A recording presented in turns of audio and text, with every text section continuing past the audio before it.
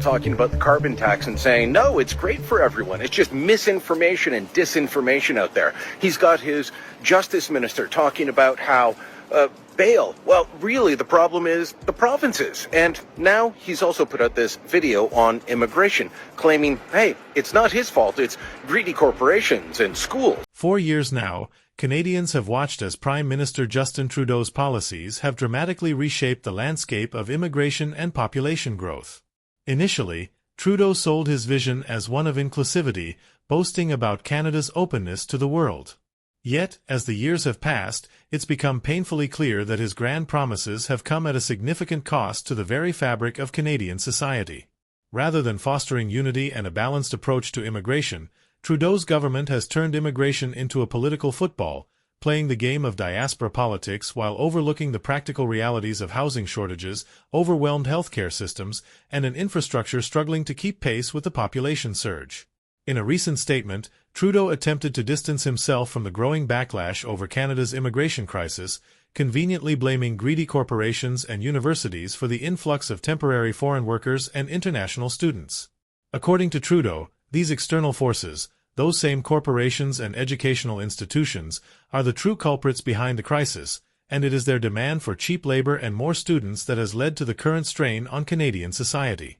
However, this narrative is as misleading as it is disingenuous. It's true that companies and schools made these demands, but it was Trudeau's government that granted approval for the flood of foreign workers and students. Trudeau is far from innocent in this issue. He and his party have been in control of the immigration policies for nearly a decade. Trudeau's deflection tactics are not new, but they have become increasingly transparent. Rather than confront the reality of Canada's overcrowded cities, strained healthcare systems, and sky-high housing prices, Trudeau consistently points the finger elsewhere.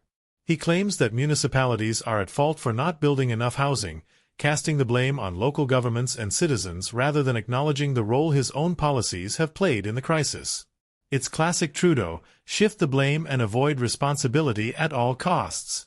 For years, critics like Lilley have warned about the potential consequences of Trudeau's immigration policies, but their warnings have largely fallen on deaf ears. Now, as Canada's population swells beyond 41 million in less than a year, those same critics are proving to be prescient, as the country grapples with a surge in temporary foreign workers and international students that has strained every system to its breaking point. The fact that Trudeau is now claiming ignorance of the situation is not only laughable but infuriating for Canadians who have been watching the slow unraveling of the country under his leadership. As Canada's population continues to grow rapidly, the nation's infrastructure, healthcare, and housing systems are showing signs of severe strain. For years, Canadians have been told that immigration is vital to the economy, and there is certainly truth to this. Immigrants have long been a driving force behind Canada's economic growth, bringing fresh ideas, labor, and talent to the country.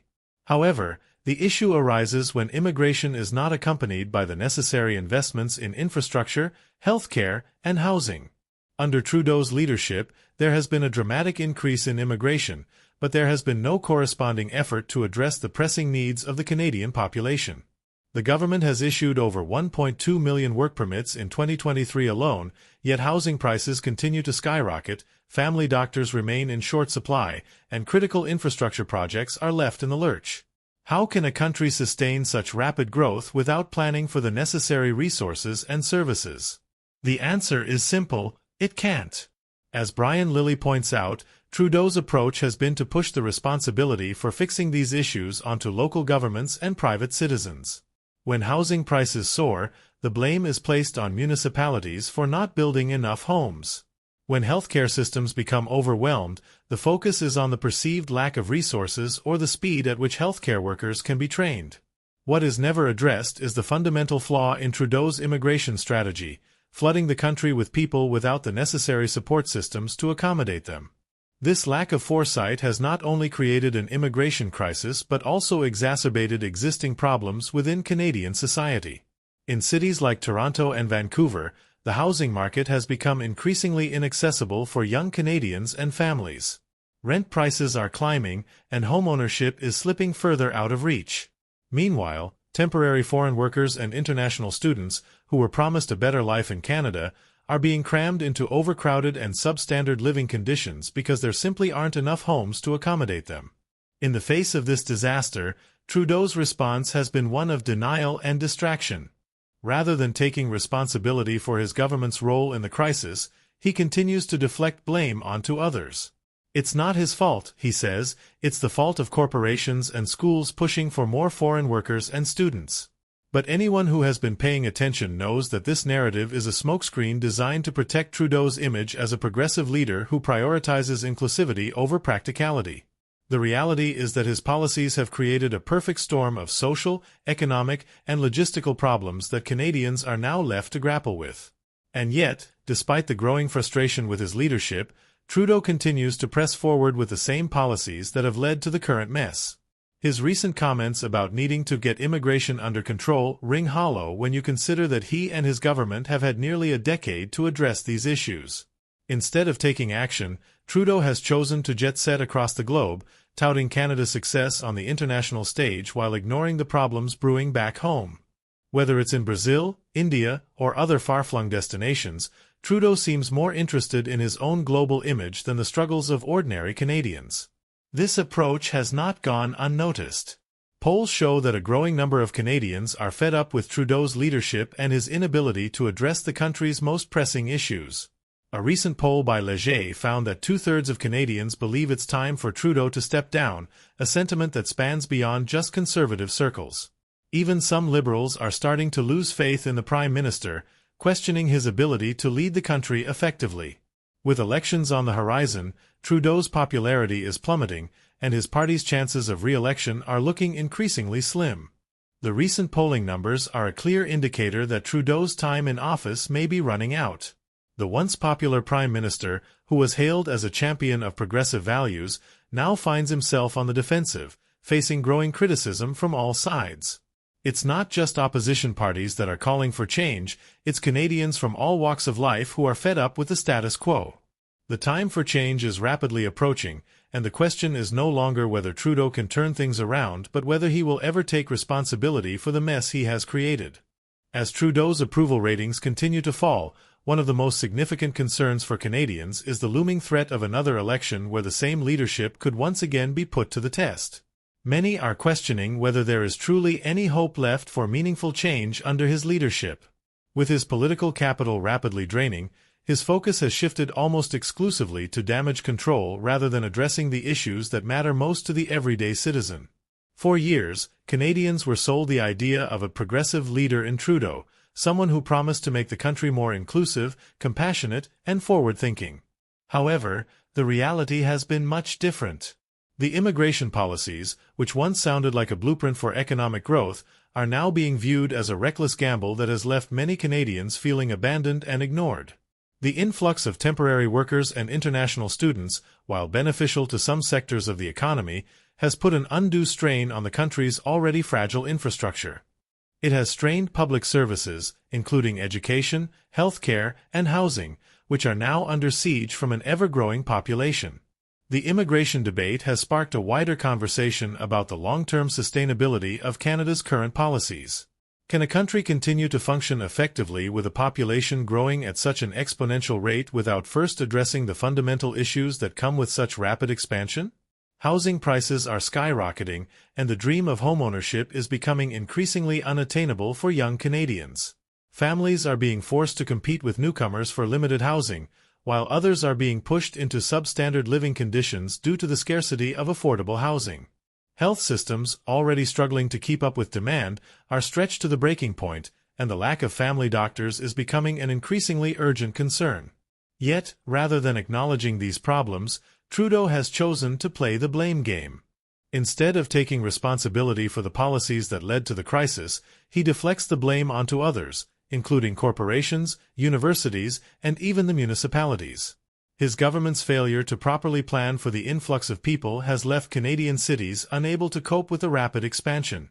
Cities like Toronto, Vancouver, and Montreal, once seen as welcoming, diverse, and thriving, are now grappling with the realities of overcrowding, stretched public services, and skyrocketing costs of living. And the crux of the problem lies not only in the numbers, but in the priorities of Trudeau's government. While the focus remains on promoting Canada's image as a global leader in diversity and inclusivity, the reality is that the government has been slow to invest in the infrastructure necessary to support this growth. Trudeau may continue to tout the virtues of diversity, but for many Canadians, the benefits of immigration have been overshadowed by the very real costs that come with it. Trudeau's approach, or rather, his lack of approach, has resulted in policies that are both unsustainable and irresponsible, with a clear disregard for the basic needs of the Canadian population. The pressure is mounting, and Trudeau's usual strategy of evading responsibility is no longer enough to keep the public satisfied. Canadians are waking up to the fact that their leader has been more concerned with his own international image than with solving the issues at home. His constant travels abroad, his photo ops, and his speeches filled with platitudes have not done anything to address the crisis brewing in Canada. In fact, his absence has only exacerbated the feeling that the government is disconnected from the reality facing everyday Canadians. As the country faces an unprecedented housing crisis, overwhelmed healthcare systems, and rising discontent among the population, Trudeau's leadership has proven to be utterly insufficient. The irony here is that Trudeau, the self-proclaimed champion of climate change and progressive values, has failed to recognize the growing environmental and social implications of his own policies. If Canada is to continue on its path of being a global leader in diversity and immigration, it is imperative that Trudeau shift his focus to addressing the very real infrastructure, housing, and healthcare challenges that come with such rapid growth. Instead of focusing on furthering his international agenda, Trudeau should be doubling down on policies that will ensure that Canada's growth is sustainable and beneficial for all Canadians. Moreover, the optics of Trudeau's handling of the immigration crisis continue to sour. Public trust in the government has eroded as more and more people are becoming disillusioned with the Prime Minister's leadership. The feeling of betrayal is palpable as Canadians watch their government spend years promoting a narrative of inclusivity while neglecting the infrastructure and services needed to make that inclusivity sustainable. With polls showing that a majority of Canadians want Trudeau to step down, it's clear that the once-beloved Prime Minister has lost the confidence of the very people he promised to serve. However, what's perhaps most frustrating for many Canadians is that the solution to the current crisis is not rocket science. It's not about demonizing immigrants or turning away those seeking a better life. It's about ensuring that the necessary infrastructure, healthcare services, housing, and public systems are in place to accommodate this growth. It's about acknowledging that while immigration has brought undeniable benefits to Canada, it cannot continue at such an unsustainable pace without serious consequences. And most importantly, it's about taking responsibility for the choices made and addressing the repercussions of those decisions. But under Trudeau's leadership, it seems that accountability is a concept he's more comfortable sidestepping than confronting. As the country continues to spiral into a crisis of housing, healthcare, and social instability, Trudeau remains steadfast in his refusal to accept the consequences of his own policies. The rhetoric of inclusivity and diversity has increasingly become a smokescreen for the failures of his government to manage the very issues that have emerged from his own policies. The damage is now becoming increasingly evident. Canadian cities are struggling to meet the needs of a rapidly growing population. Housing prices continue to rise, making it harder for families to make ends meet. Healthcare systems are stretched thin, and the wait times for medical services continue to climb. Public transportation and other essential infrastructure are unable to keep up with the surge in population, leading to congested streets and delays in essential services. The question that remains is, can Trudeau be held accountable for his actions, or will he continue to dodge responsibility, shifting blame onto others while the country falls further into disarray? The answer to that question may soon be decided by the Canadian electorate. The polls suggest that Trudeau's days in power are numbered, but whether the country can recover from the damage caused by his policies remains to be seen. As the election draws nearer, Canadians will have to decide whether they are willing to continue tolerating a leader who refuses to take responsibility for his actions or whether they will demand a new direction, one that prioritizes sustainable growth, responsible immigration policies, and, most importantly, accountability. One thing is for sure, the current path Trudeau is on is not sustainable, and the Canadian people are beginning to realize it.